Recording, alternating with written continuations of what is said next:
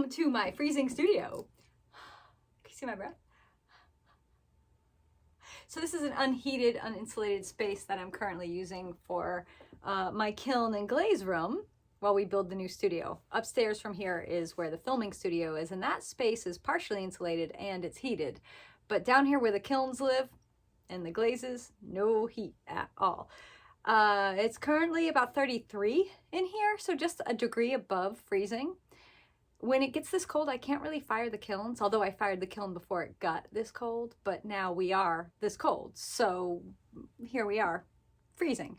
Maybe one of the last kiln firings I can do for a month or so until the temperature gets a little warmer. What happens is when your kiln is firing in an unheated space and it gets this cold, it takes so long for the kiln to heat up and the elements work so hard, it throws an error code and it'll actually shut your kiln down. So yeah, you don't want to fire your kiln in spaces that are unheated if you live somewhere that is gets below freezing, right? Now, the new studio, the kilns will be in a heated space, but we're just gonna make do till that happens, and that probably won't be till spring.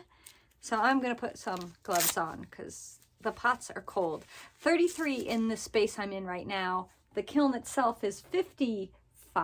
Actually, wait, it went up 56. It's 56. So this was a cone 5 firing. I glazed everything on Thursday, loaded it up Thursday night, did an hour-and-a-half preheat at the beginning of the kiln, and that just lets any of the water that's still in the pottery from glazes to evaporate, you know, burn out and everything. That will prevent spitting. So if you ever fire your kiln and you find the glazes have kind of leapt off your pots and maybe landed on the shelves or other pots, that's called spitting, and that happens when the glaze is too wet and you fire the kiln too fast and it jumps off. So I did that, and then I did a medium speed firing for, it takes about 12 hours for that, and then at the end I have a 12-minute hold, which just holds it at 2167 degrees Fahrenheit so that it lets everything melt all the way, and any gases that still need to escape from the clay will do so then, hopefully. All right, I haven't even peeked in the kiln. There's not even been a little peeking going on, which is unusual because usually I kind of do a tiny peek, a little peek preview video, but there's none. This kiln is an L&L E23T. It's about 7 cubic feet, so it holds quite a bit of work. It's a nice size. When I was doing production pottery, I would fill this up every week and fire it every week. So it's the perfect size if you're doing a lot of production pottery. Behind me is my test kiln. That's my doll kiln. And right now that's got a bunch of test pieces from some laser decals that I'm trying out. So that's not for today, though. That's another day. All right, let's take a peek in. I'm peeking. There's a bunch of tests in here. All right, so let's open the kiln up.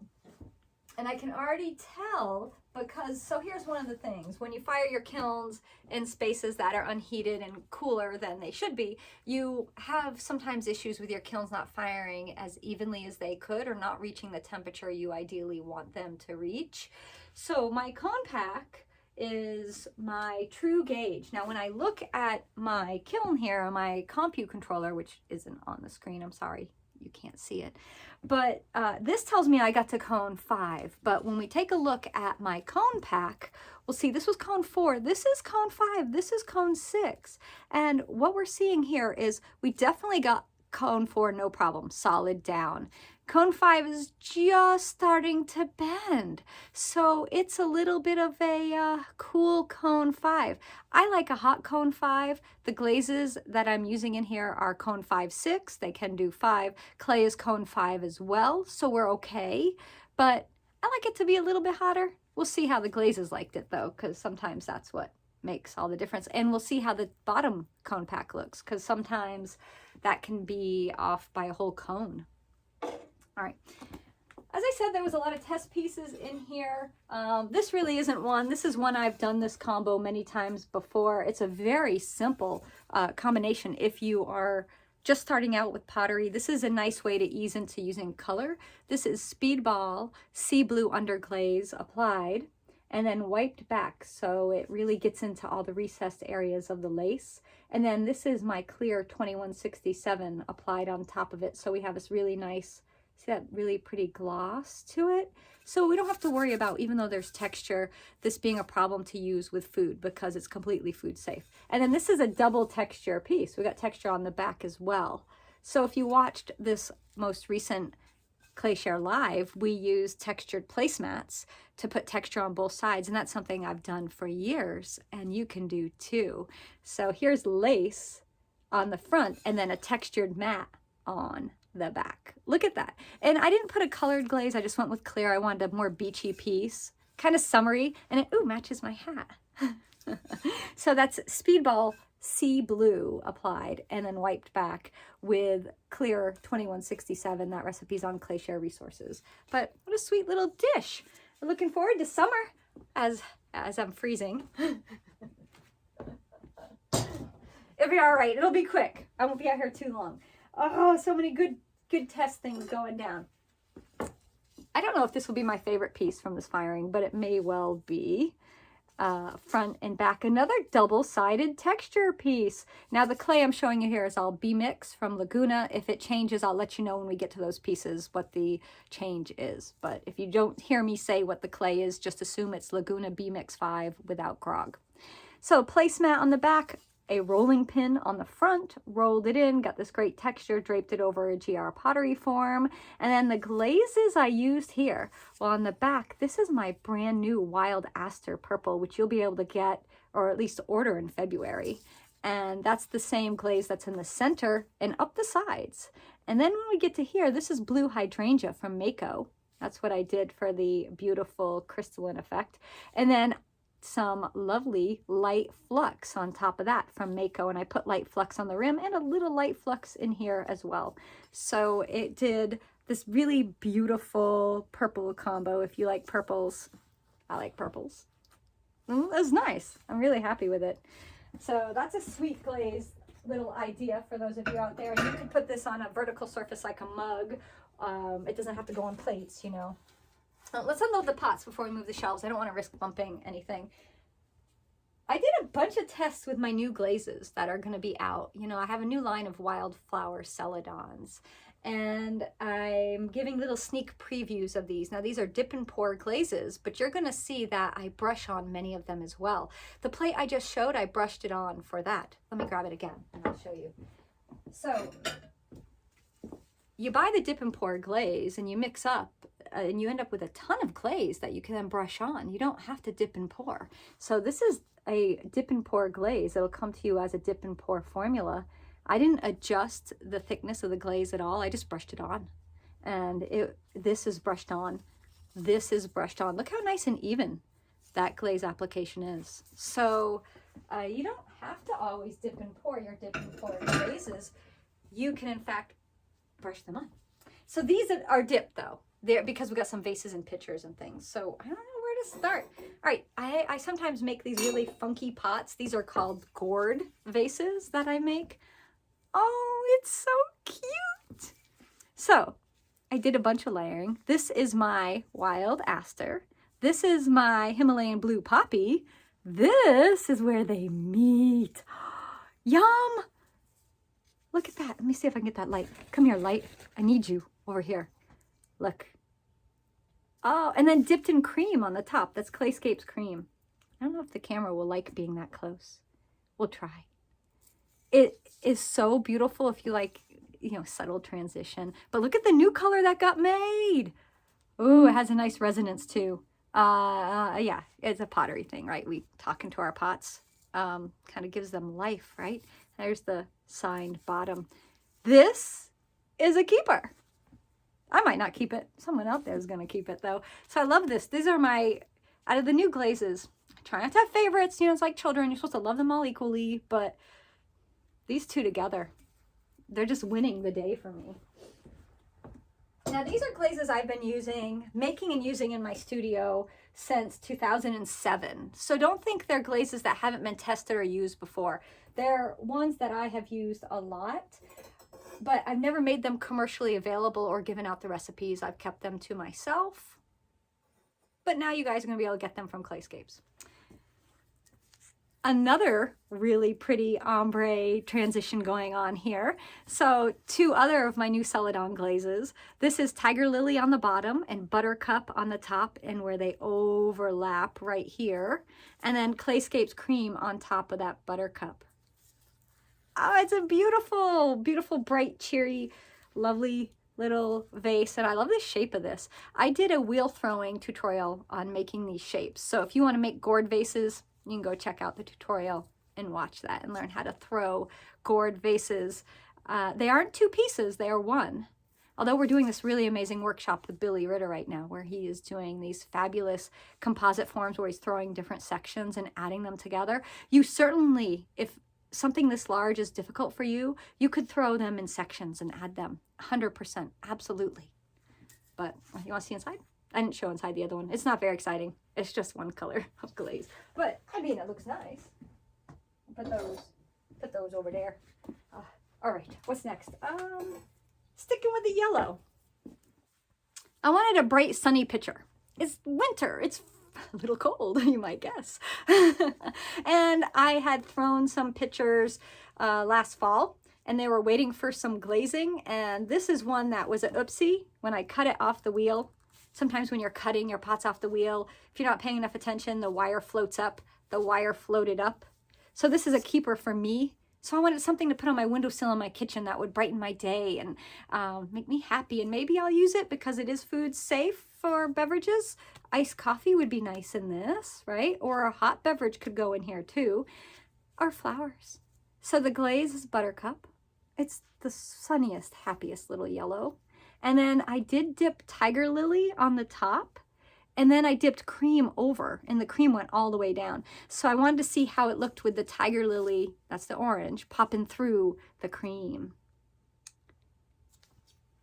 Let me see if I can move that light a little over. Ah! Don't fall over, light. I want you guys to get more of a... See the Tiger Lily? The way that the cream breaks over any glaze is really, really lovely. And then down inside, just a sweet little picture. Oh, so cute. Just what we need on a cold winter morning, right? And then we got into, I got 3 other pictures and then a vase. We'll just go with the pictures. All right. So another combination using the purple, that's the wild aster. And then this is the Himalayan blue poppy dipped all the way over the wild aster. So you're not seeing any of the Himalayan blue poppy really at all. And that's okay though. And then I actually did dip a little bit of lake blue, which is another glaze of mine at Clayscapes, and then put cream on top of that because I wanted to play and see what happened. So, you know, just combining, you can combine the lake blue with the Himalayan blue poppy and with all of them actually, because you can put it on any of them. But this is a sweet one if you like purples and violets and blues. That's a nice combo. This one got signed because it's not a oops like the other one. That's what I usually do. Things that are oopses, I don't sign. That way I don't sell them and they don't end up out there in the world. Or if they do, nobody knows who made them. So I'm the mystery potter. Oh, look how nice this is. All right. So Himalayan blue poppy with lake blue on top, because I wanted to try the lake blue and see what happens. And then cream on top of that. So Himalayan blue poppy dipped to about here. And then lake blue dipped to about here, and then cream dipped to about here, all on B mix. Oh, I love it. And I love this the most. Do you see this little downward little dip? I don't always like my colors to be in a line, you know, it's kind of nice to have a little ooh going on. So lake blue over Himalayan blue poppy. So pretty. Actually, grabbing this back and looking at it, this is only lake blue on the wild aster and lake blue on Himalayan blue poppy. There was no Himalayan blue poppy on this one, as I said earlier, so I misspoke. Cute, right? Oh, windowsill of these. Yeah, you see. So now you can go throw pictures in my hand builders. I have a bunch of hand building classes on making pictures. It's a good time to be making pictures, you know? Spring's coming and you'll be able to use them for flowers and just to look cute. All right, so here was another glaze test. I didn't sign it. There was some issues with the, you can't even tell with how I attached it. One of the side really wasn't attached very well, but it was attached, had a little crack, but you can't tell. Anyhow, point being, this is the Himalayan blue poppy with the lake blue on top. I want a little thick in the cream. I double dipped it in cream. This is what you get. But you run the risk when you double dip in cream. Oh gosh, look at this right here. Oh my gosh. You run the risk of crawling. So, gotta watch out. Now, next, go on one more.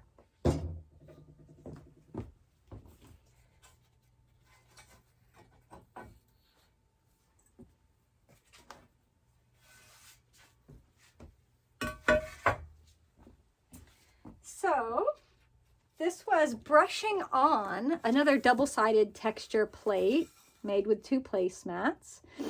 Brushing on a dip and pour glaze. So I brushed on my buttercup first all the way to about here. So really close to the edge.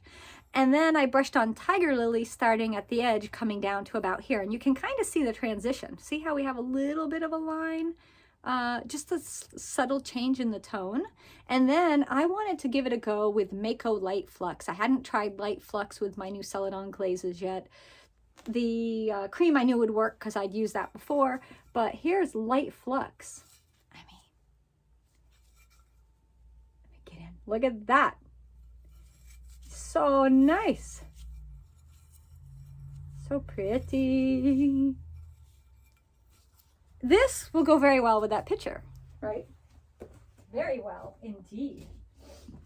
And then I didn't do exactly the same combo, but pretty close. I used Speedball Red under glaze, applied that to the surface, wiped it back on the daisy texture, and then on top of that, I put Buttercup on the entire thing, and then Light Flux on the rim. I did not do anything else for color, just the Buttercup and the Light Flux. So it's a really soft little piece. And I like the transition with that red to the yellow. It makes the flowers pop. There you go. There's a little better. I could have wiped back more and had less red if I wanted to. So that'll be up to you if you try something like this. And I could have also gone with an orange instead of a red, and it wouldn't have been quite so contrasty. You know, the difference between the red and the yellow. I kind of like that though. Oh my gosh, we just barely got into the kiln. And it's not getting any warmer out here. I don't think today's going to get any warmer. It's not going to be warm for a few months, sadly. Don't worry, it's fine. This is life, right? All my friends who live in like tropical warm areas, right now I envy you. Oh, I'm so glad that was in the kiln. All right, so we'll just do the piece. This is a Sgraffito piece. I used royal blue Speedball under glaze on this hand-built plate that I made using the RD2 form from GR Pottery. So you might have seen those forms. And they have this beautiful slope, which is nice because you don't get a hard edge. And I put the blue underglaze on, and then I hand carved this design. So this is what I'm playing with, like ideas of tree of life and cherry blossoms and renewal and all kinds of things, especially with springtime coming. So I'm really happy. Carved this with the Diamond Core Tools L3 Diamond Stylus tool because I know someone's gonna ask. And then I will, of course, comment, you know, somebody will type in the comment, what did you use to carve it? And of course, I'll respond there too. But I'm just saying it now for those of you, if you're taking notes, which you should be. This is on porcelain, so not B-Mix. This is on Laguna 16 porcelain. It's my favorite go-to porcelain. Is this one right here. All right, I think there's another Sgraffito piece down in a little further. Talking about tropical, Monstera lends itself so nicely to tropical colors. This is the Wild Aster and the Himalayan Blue Poppy dipped. So I wanted to show you how they go together. do a little funky design happening here, and then where they kind of overlap, get it in there so you can really see it. And then there's the back. Loving the blue poppy. So good. The next piece is a class that'll be out this week. I believe the class is going to be out Tuesday. So depending on when I put this kiln opening video up, the class could already be out. You could already be making what's coming next. But so good. All right, I didn't know if this was going to be okay, because after I glazed it and I filmed the glazing part of the class, I picked it up and I smacked it on my new banding wheel really hard on the edge, and I thought I broke it, but I didn't. So this is the new Muffin pan class from ClayShare. It's a hand building class, and in the class you get the template to make the muffin, every part of it. There's 2 templates, and I've got 2 of these in here. One of them I made using the template. The other I used a rim template, and I'll talk about that, and I talk about that in the class. So this is one I didn't put texture on the bottom, but I did put a tiny bit on the top, but I went really light with my wildflower. So this is Chun Plum. 2 coats on the entire thing, and then 1 coat of cosmic tea dust over the Chun Plum. And can you see sparkles? Do you see sparkles? The cosmic tea dust has sparkles in it. And then I put a tiny bit of Albany slip brown on the edge, but I didn't go heavy. I could have gone with another coat. You can just barely see it. So this was doing the dark one, and the clay is Laguna 60, which is a darker speckle. I need to clean off the alumina hydrate that was on the shelf, but let's make muffins. It's cold enough. I need to make some muffins. Yeah. So, wow, it looks even better in person. I don't think the camera can really show how amazing the muffin pan looks. So if you've always wanted to make your own bakeware, I have a whole bunch of bakeware classes. You know, I'm the kind of person that when I was younger and making a young potter, like that was possible, and people would be like, you can't make bakeware. Nobody should ever say you can't to me. I have it is a personal challenge. So I have a ton of bakeware classes. You absolutely can make your own bakeware. I've been doing it for 20 odd years, and using the pots too. I have some pie plates from back, like the first ones I ever made, that I still use. Now some I've broken, not because of the way I made them, just because I didn't care for them correctly. That's my own fault. But anyhow, moving on. We got more pots in here. Ooh, I didn't know if I was gonna like that. I do.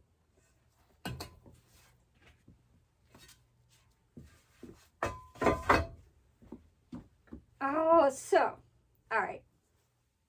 Gosh, where do we start? We'll start with this. I wanted to make a piece that looked like the sunrise. Like I wanted something that was bright and cheerful and looked like sunrise at the city. So this right here is red. It's actually mandarin orange and flame red speedball underglaze in bands. I applied them in little bands across, and then I wiped it back, and then I put buttercup on the entire thing.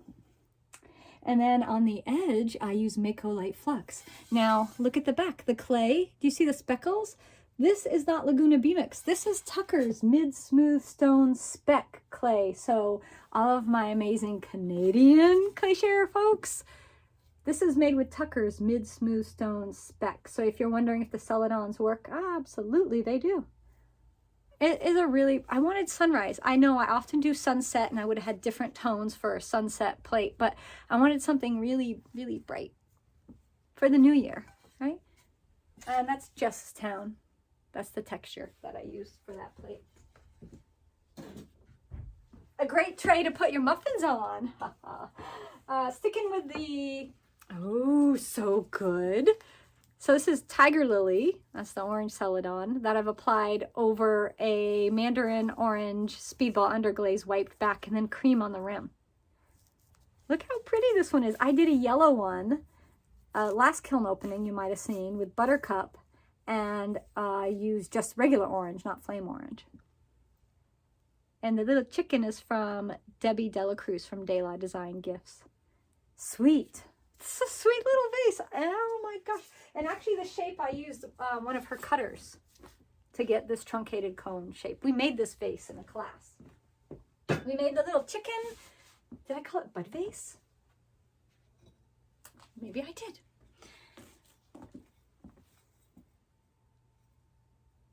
Winter Village. This is one of our new designs. And the glaze on it is the Wild Aster. And then Light Flux from Mako. Does have a winter vibe to it, doesn't it? That's okay. Winter, you still need some winter stuff. So there's 2 plates like this in here. I'll show you the other one when we get there.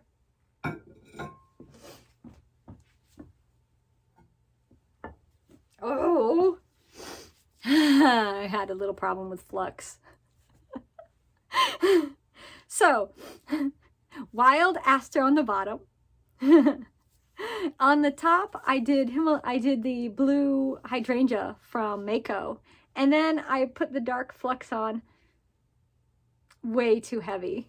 Look, I got crawling. But here's the thing about crawling. It's a visual defect, not a functional defect. The clay is fully vitrified. It's just a little area that you see bare clay, you know? See the bare clay? Does it matter? To me, no, it doesn't matter. It's a sweet little mug. It's the kind of thing that I probably wouldn't sell, but it would be like I would give to one of my friends that, you know, or use myself. Great combo. I put the flux on way thick. I have a picture of how thick it was. I'll share it. I'll put it up in my Instagram stories so that you all can see. It was way too thick. Way too thick. Here's more a little too thick here. I got a little grinding to do. Light flux. So inside of this is Lake Blue. Outside is the new Himalayan Blue Poppy. And then I got the light flux out. I need to have a little intervention about the light flux situation. Because I go crazy with the flux because sometimes I see it not run enough on folks' pieces. So I'm like, I'm going to put plenty on there. And I do. And look what happens. It looks great. It really does. Very happy. I just got to grind a little tiny bit off. But that's because I brought the flux down the handle to there. Note to self, stop way back up here. Love how the flux ran and melted on the inside though. Very winter chill vibe on that one too. There's a plate that matches this mug in the kiln. We'll get to it in a minute. I came out this morning and I was like, oh, it's cold. I'll make this kiln opening super fast, like a 10-minute kiln opening. Don't believe those words when I say things like that. Kiln openings can't be fast. Not when you want to explain all the glazes that were used and the clay and the combos and stuff. There's just no way. So kiln posts, you know, you got to put them somewhere. And right now I'm just piling them on the little concrete ledge over here. I do have a shelf. It's in the other studio where I keep them all stacked nice and neat. Although they're not there now because they're here. And I didn't bring the shelf up. I'm not moving that until we have the new studio. It's just, I have a lot of studio equipment and a lot of tables and shelving and stuff that I'm just not moving. It's just too much. I don't want to move it multiple times. All right. This is a giant shelf. Did you hear that? House. I'm looking. Is there another one still stuck? Oh my gosh, it was. Look. All right. So usually when I go to lift a big shelf off, I reach under and I wiggle it a bit to see if it will, if it's stuck. And I didn't do that this time. So my post fell and it landed on my other Sgraffito plate. Did it break? I hope not, but won't know until until I pick it up. I can't bring the camera in to show you. It hit the edge. I was laying on the edge. I'll just take these out. Well, you know, let's just grab it out. It's too bad because it's my favorite one I made, but I think it's fine. Again, this is Laguna Porcelain, number 16. Royal Blue Speedball Underglaze with my clear 2167 on top. And it's just freehand carved. So let's test it. Take my gloves off. Darn. Because it needs to make... It's fine. Hear the ring? If it was broken, it would dunt. It wouldn't ring. It would be like, say, find something broken. Good luck. Well, depending, you have to hold it right. It's like a bell. It's perfect. Yay! Good, because I really, really liked it. And I would have been very sad because this took me hours to carve, and I would be sad to break something that you spend so much time on. Although, it happens. Believe me, I've had plenty of pieces I've spent many hours on break. Oh, here's the plate that matches that mug with the Himalayan blue poppy. Sometimes my chun almost goes this color when you put it on porcelain and it's thick enough, but not always, just sometimes. I was seeing if I had any down here. I don't right now, but Himalayan blue poppy. And then Mako Light Flux. There's the back. So you can see how beautiful this is. I didn't note on the purple plate when I showed the Wild Aster, this is brushed on. This is not dipped or poured. This is a dip and pour glaze, yes, but it's been brushed on. Can you tell it's been brushed on? Do you see any brush strokes? Do you see any unevenness? How about the back? No, right?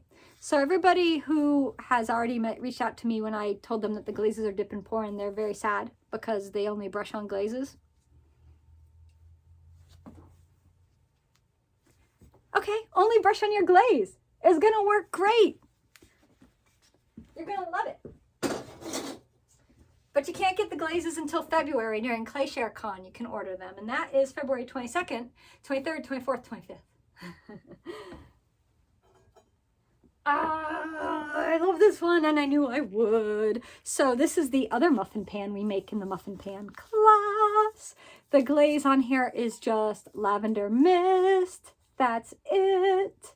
I love it. I think I did a little dark flux on the edge, but I went super light, so you can't really tell, and that's okay. Yes, I sing when I get happy. And the clay here is the Laguna 60. Yeah, in the class, you'll see I put glaze on the bottom and wiped back. We're just going to go with I did that intentionally. Oh, goodness, I'm so happy with this one. So the other one would have looked the same if I'd used the same texture and the same glaze. It's just, you know, I picked a different combo because I always use lavender mist. I'm trying not to. Okay, I have one more big shelf, right? And we had that little oopsie just a minute ago. So let's go in and find our posts. Make sure they're released. We got one over here. Where are you? Okay. All the posts are released. If I wasn't doing a kiln opening, if I wasn't filming it, I wouldn't have done that, but, you know, I was. Put this over here. Oh! Okay, we're going to start with the, oh, that came out great too. All right. Wait. This is the cone pack from the bottom. You remember how at the beginning when we looked at the cone pack from the top, cone 5 was not bent very far down. Bottom cone 5 is bent. So we got cone 5, a nice cone 5 on the bottom. On the top, maybe not, and that's probably due to the fact that it's really cold in the studio and I ran the kiln. I honestly didn't know if the kiln was going to actually shut itself down and I was going to get an error code because it was close. So I have to watch my next firing and see if this is happening again. If it continues, I might need to replace the elements. I've had this kiln for 2.5 years and I have fired it. Let's just see. Sorry, I have to look at the back of my head for a second while I look.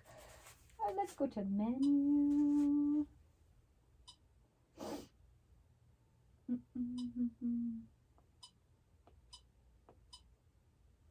Let's see. Oh, I have to find it later. Of course, when I'm filming, I can't find the menu I want. Let's just continue on. Ooh. I used royal purple speedball under glaze and applied it to the whole surface and wiped it back. And then I put wild aster brushed on. And then I used Mako Light Flux. So really simple. You've seen this a couple times. I went a little lighter with the glaze this time, but again, it's all brushed on. So if you are a brush on person, you could brush it on, or you can dip and pour, as you're seeing, right? That's, I'm so torn as to which one to show next. Let's do this one. They're both spectacular. This might be one of my favorite ones.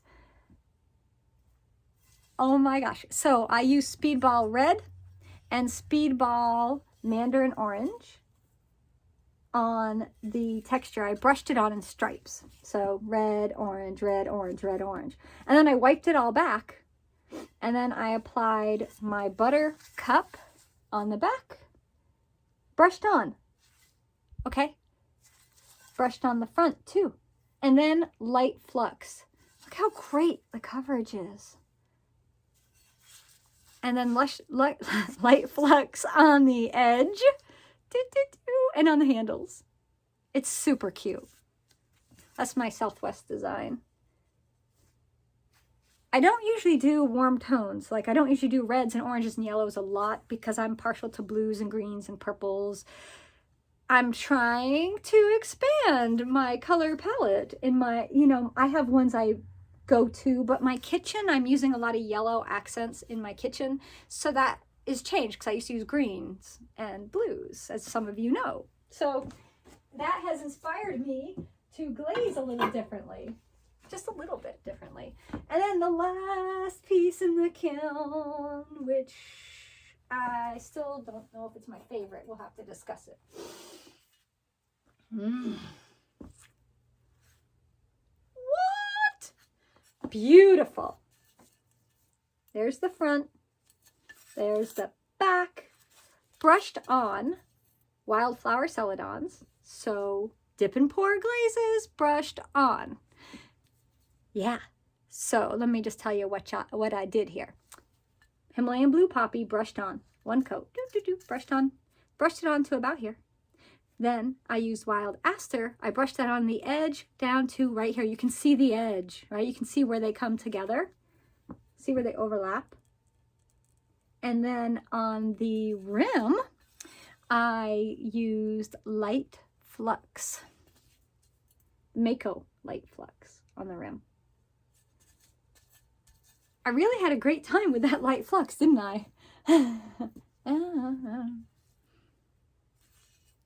Maybe not so great when it melted and stuck to the shelf a little bit. But so nice, right?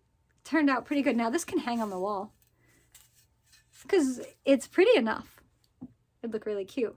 Actually, I had different plans for this when I made it. And I don't know what I was doing with the hanging part. But normally I wouldn't hang just a plate like this on the wall. But I don't know. Would you hang this on your wall? Maybe. All right, let's go through what was your favorite piece from this kiln opening? Goodness, I have to pick a favorite?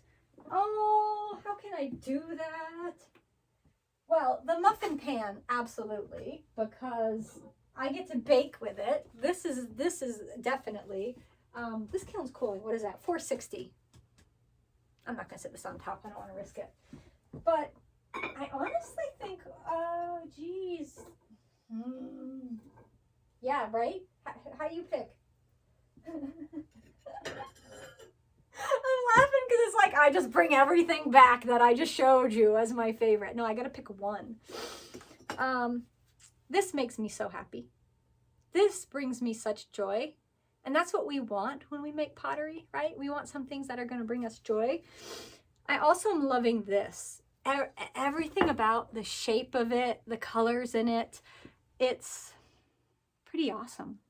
I know the sgraffito pieces are great too, but I do a lot of sgraffito and it makes me very happy.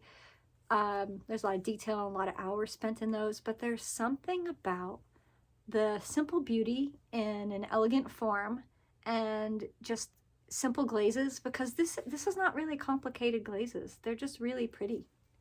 Show that close up to you again. So I'm thinking this piece here and you know, this little guy. But I know when people are gonna be nervous, I stick things on the edge of my kiln. So this one. I think this is it. I think this is the piece for me. I might keep it. I'll keep it for now, and then we'll see what happens. All right. So again, tell me what you like the best. You know, these are all just ideas for you. I hope you are keeping track and wrote down notes of things you want to try. These wildflower celadons will be available during ClayShare Con again. That's in February. So we got a little ways to wait, just a few more weeks. I've got 2 more colors coming. I haven't shown you all of them. These are only 4 of the 6 new, although we talked about 7, but I'm trying to rein it in. I can't put everything out there all at once. We're going to have to wait a little bit, but you saw the 4. You've seen Himalayan Blue Poppy, Wild Aster, Tiger Lily, and Buttercup. They all are great glazes, perfect on texture. That's the reason why I developed these glazes, because I wanted to be able to show off my texture, whether it was Sgraffito, whether it was Mishima, or just a beautiful textured rolling pin. And these glazes are going to do that for you, and I'm super excited. But I'll do more. I'll do whole, like, all about the glazes. I know I talked about them a lot in this, but I'll do more later. All right, I don't get warm because, have you noticed? I think it's gotten colder out here. So I'm going to go do that. I hope you all are warm wherever you are. If not, go get warm now. And I'll catch up with everybody later. Take care. Bye, everyone.